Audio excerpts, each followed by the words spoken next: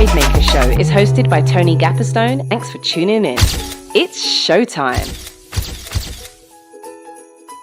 Hello. It's showtime for our last episode of 2025. Hello, my name is Tony Gapperstone. I am the founder and executive director of Bravemaker. I am a Caucasian guy, pronouns he, him, his, wearing black shirt, black glasses, brown hair, graying, and a gray cardigan today in my Bravemaker studio. This feels like deja vu because we're doing 2 podcasts in a row today. So I am trying to go, hey, this is a whole new show, episode 275 here. I'm in the Bravemaker studio with big pink letters that say Bravemaker behind me. Got some Christmas music here with my black and white striped wall and faux green behind. I'm really glad to be able to do these conversations every single week for 275 episodes and get to join for the second time today my friend, collaborator, producer, actor, Priscilla Lamb. Hi, Priscilla. Hey, guys. I'm so excited to be here for the second time today. If you didn't listen to our first episode, please be sure to. I am Black and Asian. I have a fresh face. I have a slick back braided ponytail, a black turtleneck, and then behind me is a picture that has white, green, and black waves on it with a white wall. And thank you guys for listening in. All right, Priscilla, last show of the year. Thanks so much for bringing in your friend and collaborator here. Tell us what we can expect here in episode 275. Yes, you guys, I'm so excited. We have a gentleman named Chris Cobbs. He's from the Bay Area, Vallejo specifically. We both in Vallejo. I met him years back while he was interning for 106 Cameo with my best friend Claudia. And then I fell in love with Chris and his talents of leadership and producing, directing when he did his Christmas stage plays in the Bay Area, which were sold out. He has singers singing down the house. But I believe he wrote the scripts as well. And I don't know if some of the songs were original, but we'll ask him today. But he also is in the film industry. He created his first web series, got Keke Palmer to executive produce it. You can find it on KeyTV.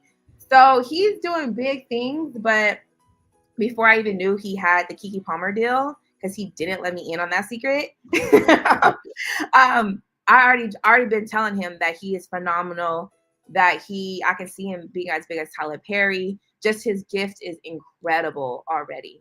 Okay. So excited to share with you guys, Chris Cobbs. Chris Cobbs, what's up? Hello, how are you guys doing? Thank you for having me. I really appreciate it.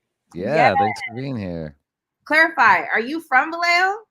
No, I'm actually from Richmond, so I was going to tell you that. I'm from Richmond, California, but I live in American Canyon now, so very much so. I'm around Vallejo now because that's where I reside. Okay. I feel like I should do what you guys did. I am Chris Cobbs. I have on I'm black. I have on a gray beanie and a gray hoodie, and I have a bookcase behind me with books that I don't read. So we love the honesty. All right. Okay, so you're a creative. You're in film now. Growing up, because we met each other in college time. Mm-hmm. And so what made you intern for a radio station, and how did you pivot to doing stage plays and then to writing a web series? Well, as far as the interning at iHeartMedia SF, I was trying to look for a way in just to entertainment, and being in the Bay Area, there aren't that many avenues at that time, at least in my opinion. And so I was going to San Francisco State University, and there was a billboard in one of the classrooms that said, intern at 106 Cameo. And so I thought to myself, radio could be a good outlet to, get my foot in the door. I used to watch a lot of Breakfast Club at that time. And so I was like, okay, this is an opportunity for me to be around people in the industry. I believe San Francisco at that time was the number 4 market. I think SF is the number 4 market in radio. And so I was like, okay, next best thing. I could totally get in the industry in that way. And so I began interning there. And that's kind of how that started for sure. Yeah. Nice. Okay. You walked from there to doing stage plays. Did you write the stage plays? There was a lot of bomb music. Were there original music? Yeah, so I believe in 2012, I began doing stage plays right after college. It was always like something that was in me. I wanted to do. Tyler Perry definitely was one of my biggest inspirations at that time. I'm very big on my faith, and so I struggled with how could I incorporate my faith with my talent. And he was one of the first people that I saw where it was like, oh wow, this is like literally like this is artistic, but it's also like faith-based. It's perfect. So I started off with doing Christmas plays because I felt like the holidays was like some of the best time of the year for people to come together, enjoy music. And so at that time, it was just basically like the nativity when I first did my very first show was nativity based.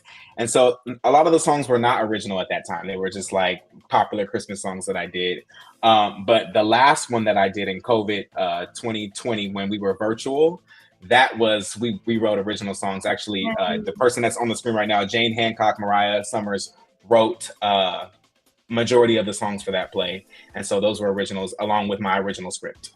But as far as all the other ones, my original script, I had a script for all of them that I wrote, basically. You did them. You did that. Okay. With you having a gift with music, what pivoted you to doing film instead of getting into the music industry? Because you could be. That is true. So talk to us about that. So I did grow up singing in church. I used to want to be a singer. I will say that I did used to want to be a singer. I went to Oakland School for the Arts, and my emphasis or like my training was in vocal music. So I that was like the natural thing. I wanted to be a singer. I think that it just wasn't for me. I mean, I like to pursue long term. I feel like I use singing as kind of like something that's in my tool belt that I help, with my other ideas. And so I use it like for my plays, and like I have a very musical ear. I use it in church. So I wasn't trying to be a singer full time. I don't know. I've always growing up, I wanted to be on Disney Channel. So like I always just had a big personality. I was always into television and film. And so I feel like when you don't live in LA, I feel like things are changing now. And I feel like, Priscilla, because you're in the industry here as well. But like growing up, when you don't live in LA, you kind of feel like, well, how can I actually do that, without a major movie studio or without having a fancy camera or knowing all these people. So I just kind of gravitated towards the stage. And then, Tyler Perry kind of showed the way of like, okay, he can adapt something from the stage to the television. And so it kind of just, I don't know, he gave me the blueprint. I feel like somebody just recently told me that like he literally gave you the blueprint to do what you want to do. So yeah, he kind of I just kind of followed in his path in a sense. I want to say you started out by saying to Priscilla's question about radio by saying, okay, what can I do to get to where I want to be? Right. And some people feel like I want to be at this certain place, and they go, I'll just wait till I get to that certain place or that opportunity comes, and they're waiting and they're waiting and they're waiting. What I heard you say is you found these kind of alternate stepping stones. Like if it's a ladder or whatever, a bridge, it's like you find whatever way to swing, jump, crawl, build. And that to me is really like the innovative, inspiring things that we as creatives have to do. Otherwise we're waiting around. And it seems like you built all this stuff, which is really, really inspiring. Talk about this web series and Keke Palmer, and you've created characters and stories that people are consuming. And then I want to talk about the other side of it, like the business side and the financial end, how you make things meet as a creative. But let's first talk about the series that you got going on. Yeah, so Big Girl Blues, it is a KeyTV original. We filmed it back in, I want to say 2022. Yeah, 2022. And it's funny because it's like it's all about like I'm very big on God's timing and like how things just kind of work together. I actually wrote that script back in, I want to say like 2019, and it was an idea that I had. I was talking to Mariah at the time, and she's like, well, I'll go back. Insecure, I watched it and I was like, this is really, really cool. And at that time, I really wasn't doing anything comedy based that was like kind of edgy. And so I was like, I want to create a dramedy. So I was like, how could I create something like this? Who do I know in my life who is funny, a little bit X-rated in a sense, and is super talented? And so I was like, Mariah. it's a no-brainer. Mariah. Like, if you know Mariah, you know, and most people know her as Jane Hancock, but if you know Mariah, you know she's literally funny. She is super talented, and like she has stories for days. And so at the time, she was telling me all these stories about her dating life. And I was like, you know what? Like, these are really ridiculous stories, but they're also like extremely funny. So one day I went home and I just wrote a script. I was like, okay, let me just write this out. I sent it over to her and she was like, wow, this is like really good. Like, this is really funny. Like, this is really good. And so we were at the time going to try to just do it ourselves. Like, we were going to try to just get the funding to do it ourselves. We had no idea. At that time, she wasn't, you know, making music. She's always been making music, but she wasn't like signed to Snoop. She didn't have a lot of the resources that she has now. So, and I also wasn't working where I'm working now, so I didn't have a lot of money. So it was like, we're just gonna try to figure it out. We didn't figure it out, so it kind of just sat. It sat and it sat and sat. And so one day, fast forwarding to maybe like a couple years later, she told me like, Keke is getting ready to start her own network. And I was like, oh, okay, cool. And she's like, well, she's looking for people to basically, young creatives to basically pitch her work and stuff like that. And so I'm like, okay, cool. She's like, do you have that script that you wrote a couple years back? I'm like, yeah, I still have it. She was like, can you send it to me? I sent it over to her. And to be honest, I didn't really hear anything else from that point. Like, we kind of just sent it to her. And we didn't really hear anything else. And so we were like, okay, cool. She said she liked it. We did hear that. She said she thought it was funny. But that was pretty much it. Kind of just sat. And I'm like, okay, cool. Well, we'll kind of just let it sit. I was very big on like, I didn't want to like do anything yet with it because I just felt like when you have a vision for something, you kind of just, I didn't want to like settle because I just feel like this felt good and I felt like it could really be something big or, you know, I don't know if that makes sense. So I didn't want to kind of just do it. You know what I mean? So I was like, you know what? If it's meant to happen, it'll be done right. Mm-hmm. So fast forwarding to maybe 2022. I'm not good with dates, but 2022. After the pandemic, she circles back and she's like, "Can you send me the script?" And I'm like, "I already sent it to her, but I'll send it to you again." Wait, I'm gonna pop in with a question. Yeah.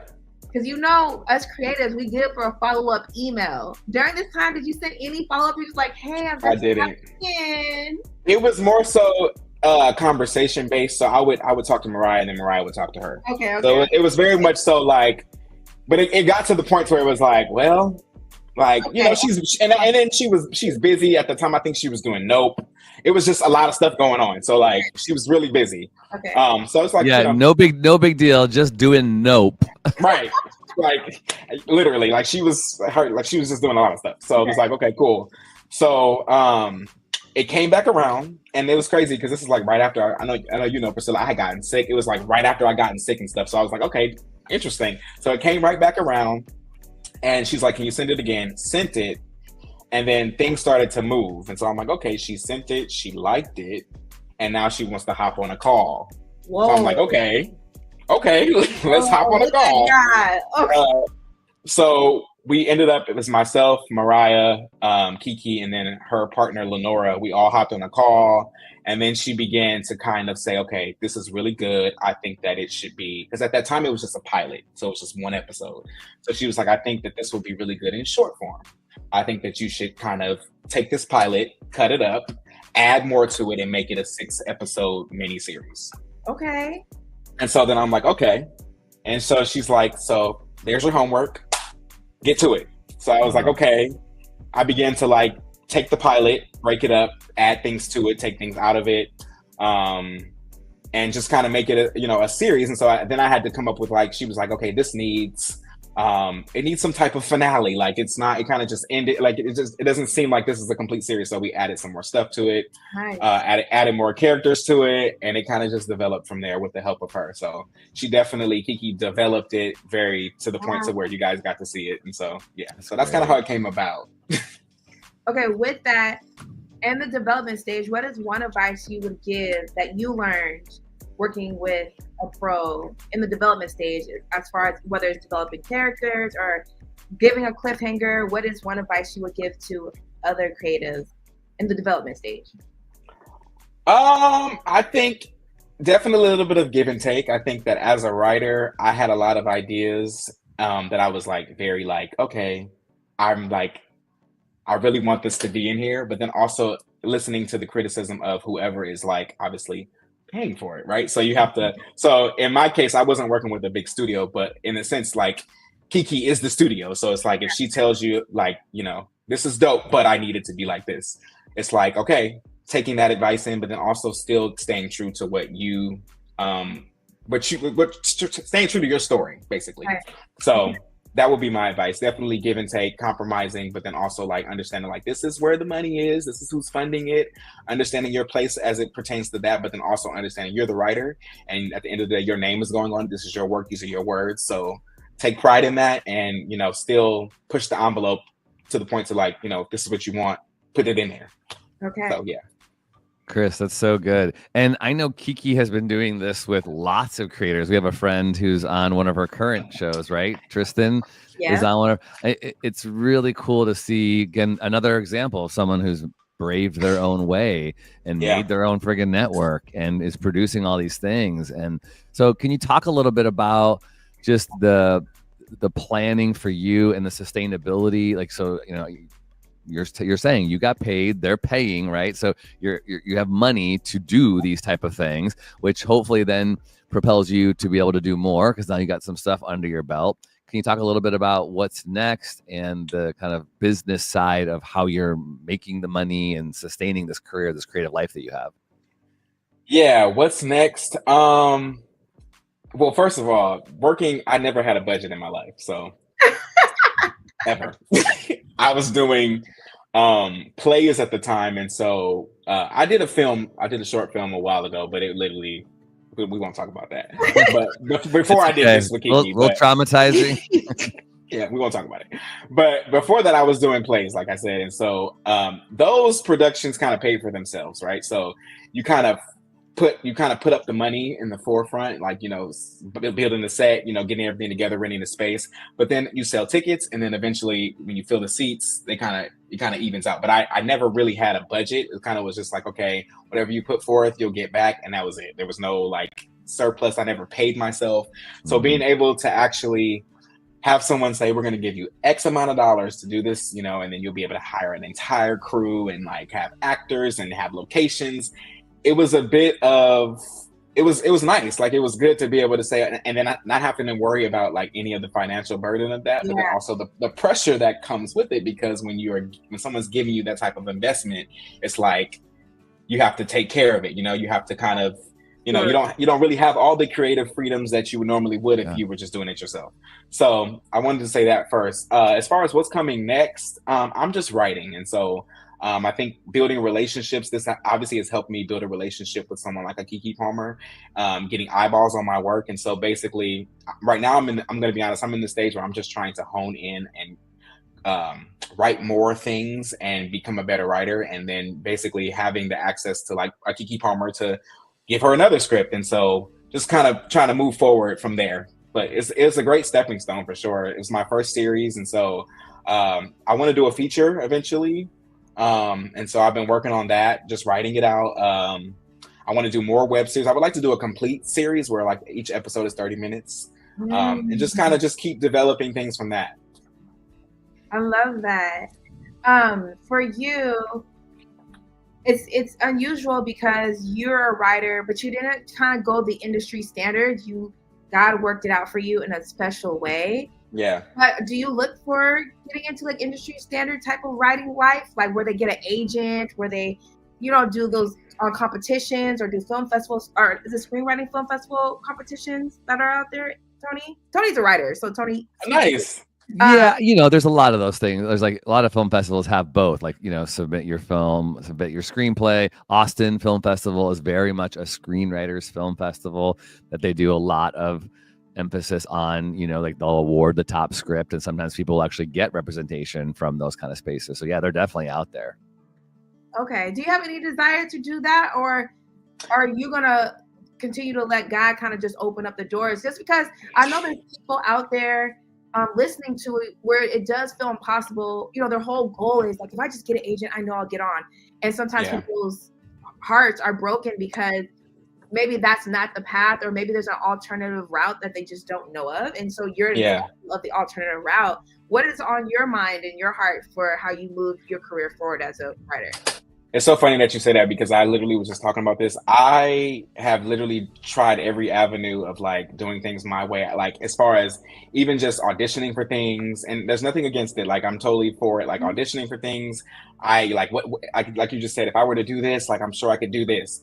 Right now I'm in a position where I'm just like you said, I'm creating my own lane, and I'm literally allowing God to just kind of open the door and do like this. I'm gonna be honest, I haven't been on social media in 6 months, and the fact that you guys were able to even reach me, like I don't know if you tried to DM me or anything like that. Like first, I didn't respond because I'm not on social media, but like this fell right into my lap, and so I just feel like even with you, Tony, like this is an opportunity for me to network with you and to learn from you. So this is just, I'm literally just, whatever's out there for me, I believe will come to me. Whatever is for you will come to you.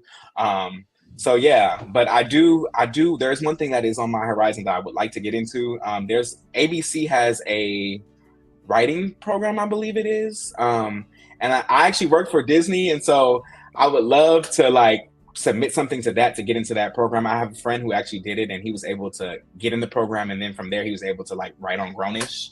So like once you graduate from the program, I believe, I don't want to misspeak, but once you graduate from the program, I believe they place you on a show to write an episode, to write an episode. So I would love for that to happen. I would love to get into that program. So I'm just writing, trying to turn out scripts as much as I can. Great. And then hoping and praying that something will come from it. Yeah, good. Okay, so I want to, networking and building this connection. I started this podcast for that very reason, to be able to meet people, right? Because I can say I have a podcast and you can come on it and we can chat. And then, maybe we start something instantly, or maybe next year we see each other at a film festival, or when we're, out and about, we connect. And then it's like, 3 or 4 years later, I'm like, remember we started this connection on a podcast. So that's really part of the intention, is like building your own way, building your own house, instead of knocking on everyone else's door to try to get in there. It's like, oh no, I'll just build something and go, this is what I have. I'm making my own lane, like you did. I think it's really, really smart to do that, because the industry is constantly changing. Nobody knows anything, right? Nobody knows what is happening. There's so much anxiety right now. Everyone's like feeling like threatened and scared, and there's probably good reason to do it, but there's also like, okay, but what can we control? We can control only this, and us, and what we have, and the skills and abilities that we have been designed to do. And I really believe too, like we're designed, we have purpose, divine spiritual purpose, and storytelling is so powerful in that, I mean, so I want to hear some best practices or some brutal, honest truths. Okay. As I'm coming to the end of this year and going into 2025, I like to be warm and friendly. I mean, that's just something I want to be known for, kindness and to be a good person. But being a good person doesn't mean you don't have to tell people hard truths sometimes. I really feel like in this business, in this industry, I mean, I just had to have a conversation with someone, and it was graceful, but I was like, you need to take some more classes for acting if you want to be in front of the camera, because it takes skills and abilities. You can't just show up. Some people are submitting. I'm casting for a feature film right now, and I'm getting submissions, and I'm like, this person doesn't have a professional headshot. And I've been saying this for years upon years. If you want to be an actor, you cannot give me a selfie. You can't. It's just not cut it, right? So brutal truths is what I want to hear from you, Chris. What are some brutal truths that you've learned about yourself, or that you would say to other people that they need to hear if they want to really take this business seriously in this career? One brutal truth for myself that I realized even while filming Big Girl Blues, it's okay to stand up for yourself, especially as a writer. Like I think, and maybe Tony, you can help me with this, but like my idea going into this, I didn't want it, like I felt like this is my show. Like at the end of the day, I saw myself as more of a showrunner as versus just like a person who is just writing an episode like on Grownish, or like just writing an episode for a particular series of a larger, you know what I mean? And so one of the things that I've learned, and that I would tell everybody out there about yourself, is to literally advocate for yourself on set. Like at the end of the day, if something, like obviously there's a director, and I feel like as a writer, you work very closely with the director. And he ultimately, he is the one in charge, but also like advocate for yourself, because if the script is going in a direction that you didn't want it to go in, especially like in my particular case, like if it's going in a direction that you didn't want it to go in, I feel like you have the right to say like, hey, this is not what I intended when I wrote it. Now again, that's for my type of situation where I saw myself as more of a showrunner, not like a writer on a particular, like Grey's Anatomy, who's writing one episode. Like Shonda is literally the boss, you know what I mean? Yeah. But like in my instance, like definitely, like if you are the writer and you are, if you want to be the showrunner, like you have that power. So and I think that, is that correct? I don't want to say the wrong thing, but like, Tony, maybe you can help. I think that is, well, I mean, that's yeah, okay, I think that's your brutal truth. And yes, I think I hear you saying advocate for yourself. And I tell myself something very similar, like in my gut, when I'm on set, if I feel like something isn't right, or the take is not what I want, or I'm being rushed by anybody to move on and I don't have what I need to vocalize that, because I tell I use this language. I tell my future self that I don't want my future self to be angry at my past self for not speaking up. So I want to be in the edit bay and I want to be in post going, I'm so glad I spoke up because I got what I wanted. Because I can't blame anybody else but me. I could say, well, they rushed me. No, speak up. And I tell actors the same thing. If we're moving on and you feel like something isn't right, just speak up. Yeah. I might have to tell you no because we don't have time, or we lost light and it won't match or whatever. But just say it, because you'll always regret it, I feel like, if you don't speak up, right? So many examples of that on this show. Like we're sitting in the editing room and we're like, we should have done XYZ, and it's like, I tried to tell y'all that, but like nobody wanted to hear it. Like I said it one time, I should have been like, no, we need to get this. That's good. But and so it's like so many examples of that. It's like, well, we should have did this. And it's like, well, I kind of was there, but that's my fault too, because I didn't like make it like we had to do it. So yeah, no, I like that, Chris. I could get like really geeked out about this kind of thing, but trying to set the culture on set too, even before you start rolling cameras, is hard because everything is so rushed and we're all so stressed.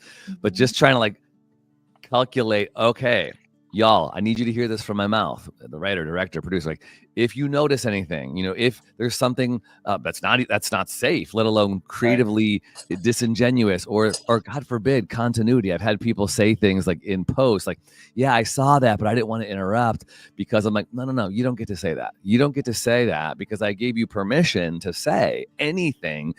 And we have to protect the story, right? So that's really important while we're on set, is to go like, your gut is never going to betray you. If you have a suspicion that this isn't working, or we need to try again, or, we're going off the script in such a way that's going to be detrimental to the story, speak the heck up. Yeah, that's great. That's a brutal, honest truth. I like that. Priscilla, would you say anything as an actor, things that you've learned, or working with directors, or dealing with conflict, a brutal, honest truth that someone needs to hear? Let me think for a moment.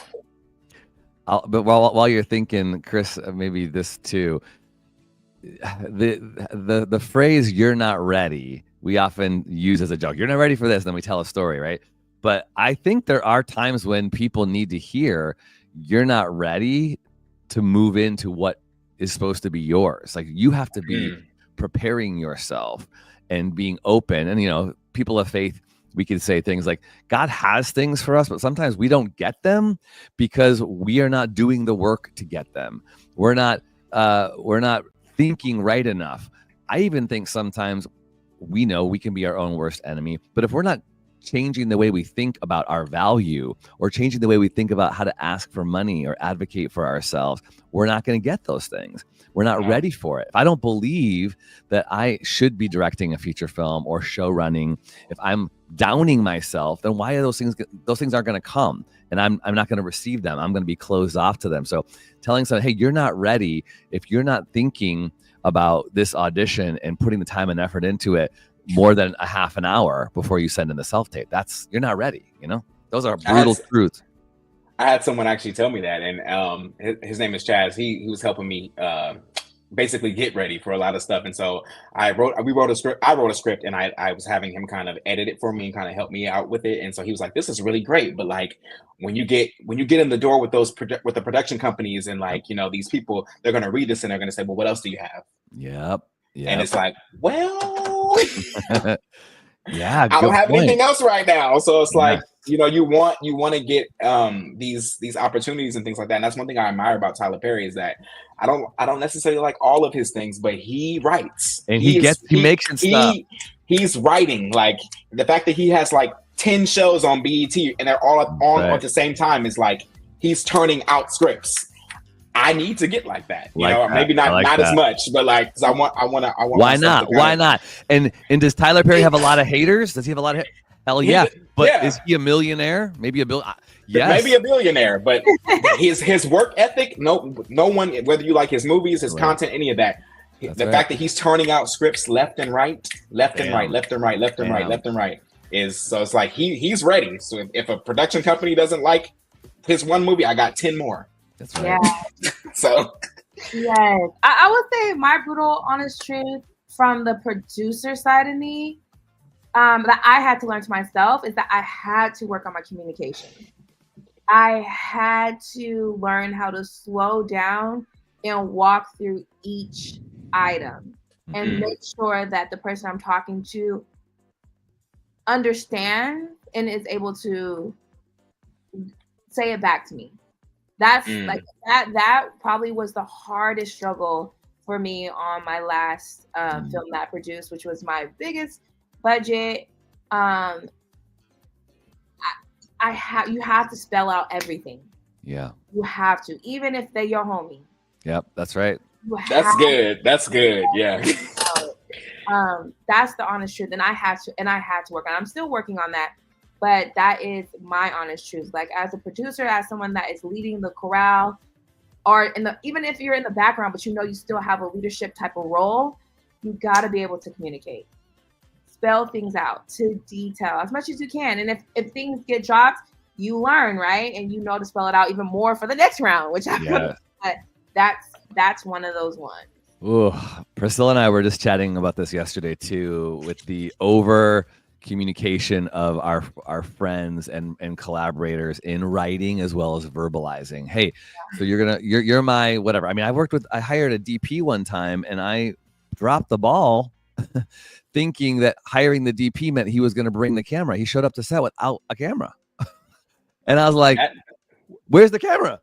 He's like, oh, well, I usually show up and there's a camera. I was like, oh, I was blown away. I could not believe this. We had to scramble. We got a camera package within an hour. I'm like, wow, I will never do that again. So now it's like, okay, I'm hiring a DP. What cameras are you bringing? How many lenses? How many lights? Let's get this in writing. Because the brutal honest truth is people assume way too many things. Yeah. And these human, gentle, friendly handshake kind of conversations can end up burning you, ruining a production, and ruining a friendship. And so even with my friends nowadays, I'm like, we're going to Sundance in a month, and I'm having all the people staying in our condo sign a waiver that they're not going to sue me if they slip on the ice. Never have done that before in the years we've gone in the past. But a friend of mine just said, Tony, you need to have that because someone, yes, they're all your friends. They could sue you. I'm like, dang, never thought about that. Okay. So now sue you and you don't own the property. Exactly. Well, all these things, it's a brave maker trip, right? They're staying. So all of that stuff. Yeah. I did slip on my butt though. Last year, I was slipping and sliding, and I did fall. So. Thanks for not suing me, Priscilla. I didn't think it was your fault, but I was slipping and sliding in them snow boots. I was like, but people can do stuff. You want to come to Sundance, Chris? Come on, let's talk. That sounds really fun. I'm down. We can see the details, but honestly, our films didn't get in, even though we wanted and we prayed. But it is like you're going to a work conference. Yeah. You're going to a work conference. I ran into my, fake husband, Jay Ellis, last year. Oh my God. Oh, wow. I was like, ah! He probably was like, this little girl right here. He seems like he's nice though. He was super kind. He made a whole video with Tony for me. It was nice. Super kind, but it's like a work conference. You really go out there, you get to network with people on all different levels. That's how we met Ken Whittingham, who is the director on Alba Elementary. Nice. And you get to meet people that are in the trenches like you and just trying to figure it out. That's what it is. I feel like filmmaking is figuring it out. Yeah. Yep. I like these brutal, honest truths things so much. I'm like, we should do a whole series on like just because it just came to mind. People are losing jobs because, fill in the blank, because they're not responding quick enough by email, and people are losing jobs because they're emailing too much. They're too annoying. It's like this. You got to find a balance, right? People are losing jobs because they're not going out enough. They're not meeting enough people, and people are losing jobs because they're going out too much and they're not doing the work. It's an interesting, give and take. So I think that's a really good conversation for people to consider. We should start a whole segment, brutal, honest truths. They're losing jobs because they don't have the right headshot. That's right. That's true. That's so true. So true. Or their headshot's too old. And they're showing up. I'm like, this is black and white from 15 years ago. We don't do black and whites anymore. Okay, good. This is really good, Chris. I'm loving this conversation. Is there anything else you want to talk about for 2025? Things that goals you have or projects you got coming down the pike you want people to watch out for? Yeah, I have a friend, also like my partner, Johnny. He stays on me, but we want to try to do a film next year, a short film next year. So that's definitely on the horizon. Like I said, I want to try to get into that program, writing and trying to submit to be in the ABC program. And then I do need to get back to stage. So it's been since the pandemic. So 4 years since I've done a stage show.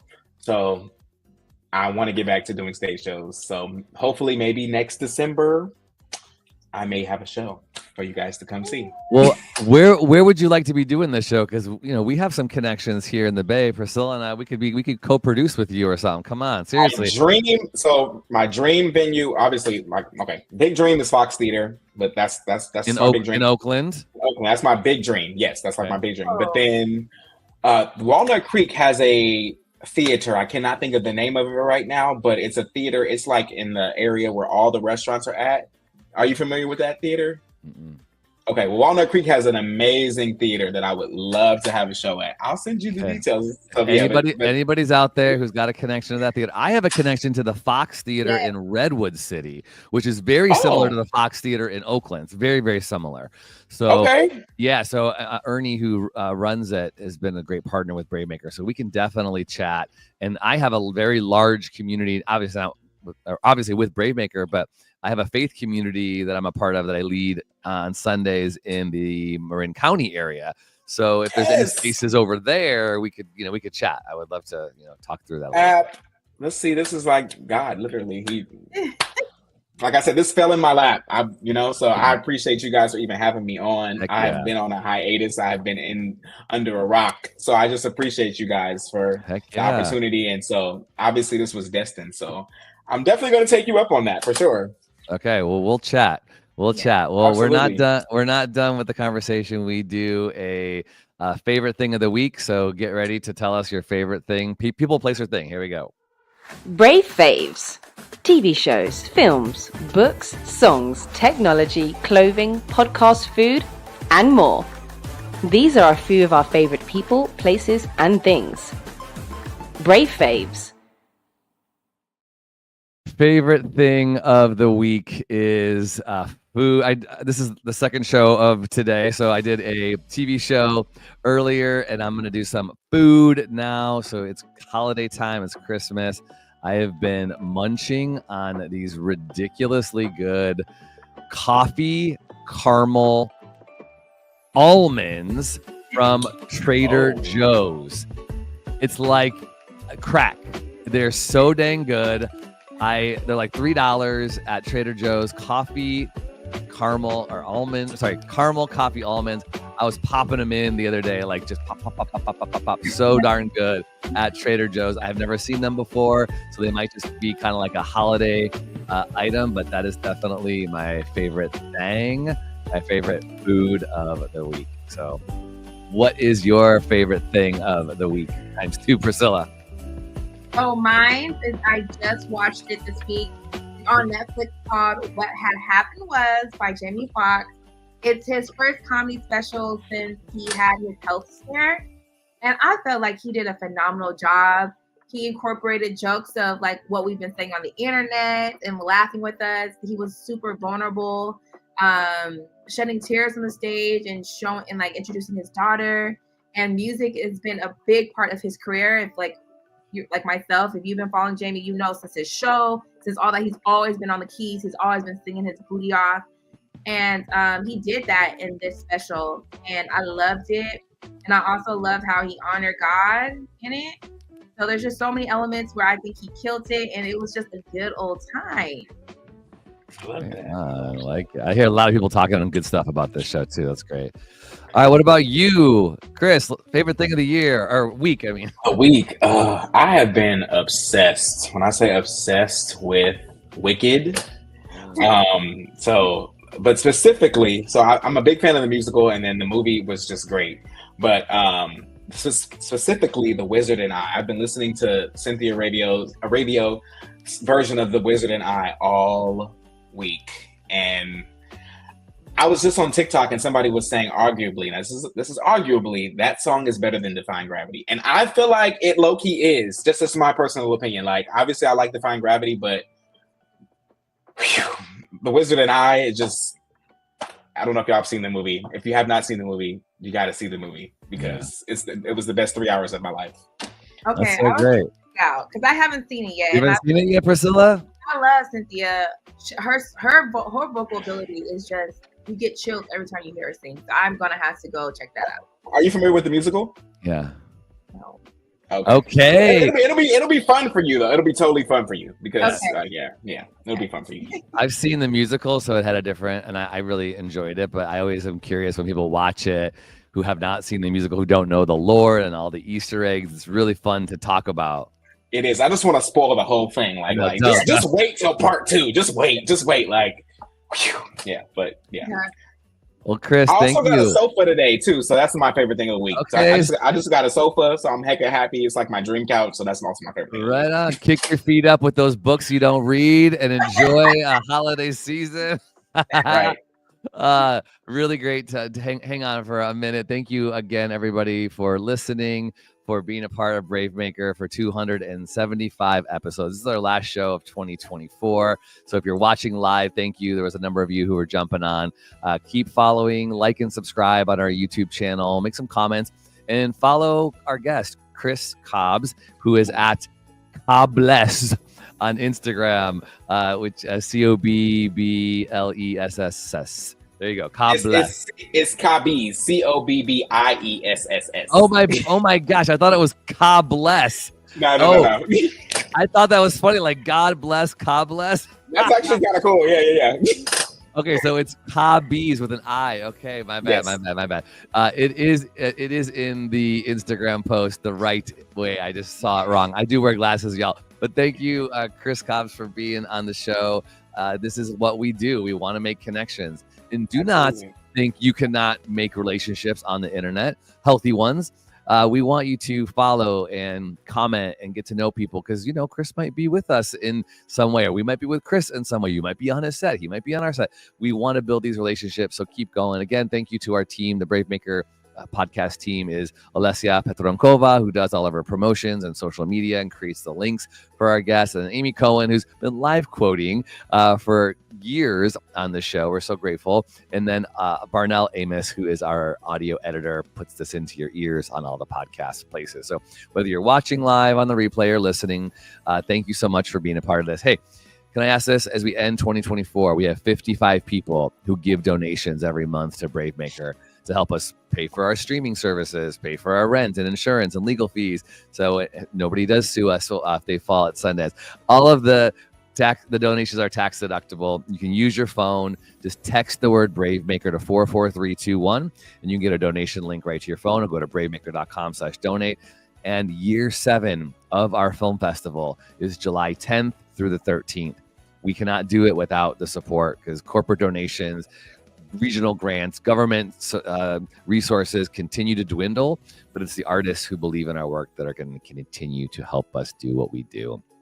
And finally, First Thursdays start January 2nd, 2025. First Thursday of every month is going to be a meetup. We're going to have mixing, eating, drinking, and being merry in Redwood City. And then we'll take an hour to have some kind of showcase, a table read, a monologue. People could sing. We're going to do really cool creative things in 2025. And we're very, very excited to do that. So thank you, everybody, for watching and for listening. And Chris, anything else you want to say, where you want people to find you, watch your show, Big Girl Blues? Yes, please go to YouTube right now and go to KeyTV's the KeyTV network YouTube channel and watch all of her content, but specifically watch Big Girl Blues on YouTube. And thank you guys again for having me. I really appreciate it, the opportunity just to come and talk to you guys and to network. I definitely will be tapping in with the both of you, so I thank you so much. Great energy about you, man. Thank you so much for what you're doing for your time, and we appreciate you. And don't go away. But everybody else, brave stories change the world. And you are the story.